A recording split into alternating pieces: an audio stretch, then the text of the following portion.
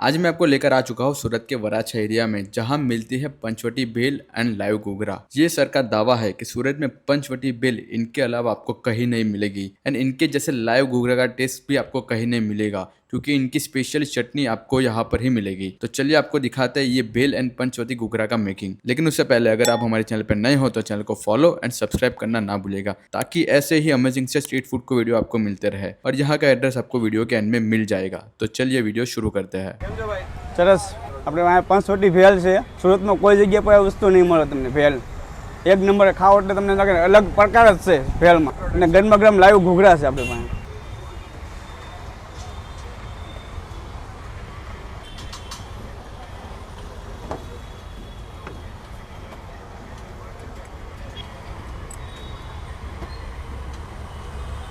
આ ઘૂઘરું કાચું થઈ ગયું છે।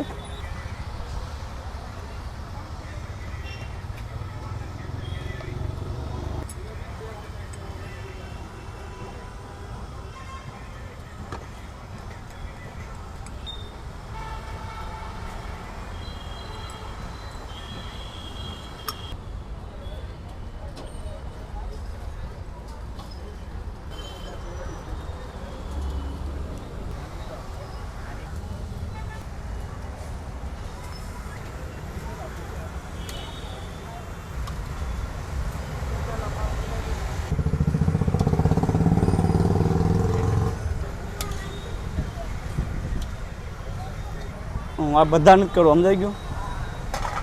આટલા પાકા કેમ વિડીયો આજે પાકા થવાની તૈયારી જ છે।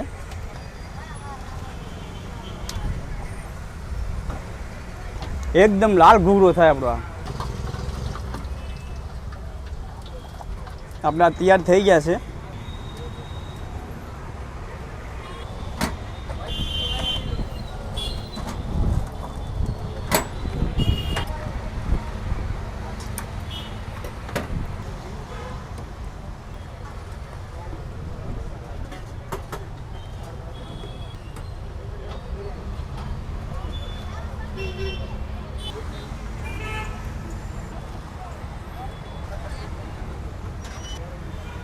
આ જે બનાવી રહ્યો છો ને એ ચીઝ ઘૂઘરા છે।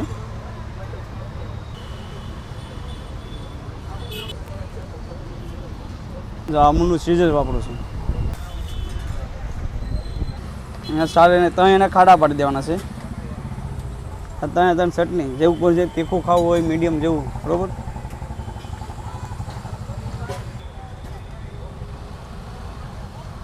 આ રાજકોટની જ ચટણી છે, રસિકલાલની ચટણી આવે ને એ ટાઈપ બનાવું છું, ઘેર જ બનાવું છું।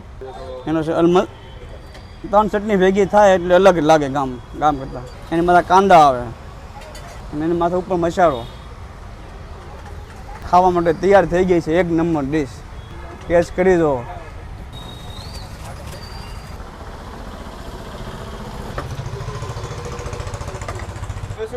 હવે પંચવટી ભેળ બનાવું છું। એમાં સવારનું હોય છે, 3-4 જાતની ચટણી આવે છે અંદર ને ટેસ્ટમાં અલગ અલગ ટેસ્ટ આવે છે। સમસીએ 9 પ્રકારનો સવાનું આવે છે અંદર।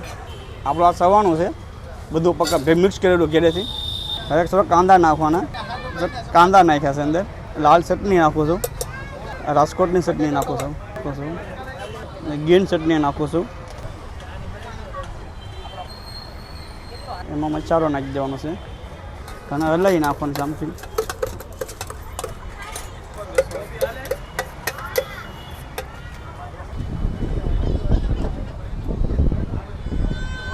રેડી છો ભાઈ ખાવા માટે। હવે આનો ટેસ્ટ એક નંબર છે અને હું વરાછા રહું છું, એટલે કે એલેચોડ ઉપરથી આવું છું।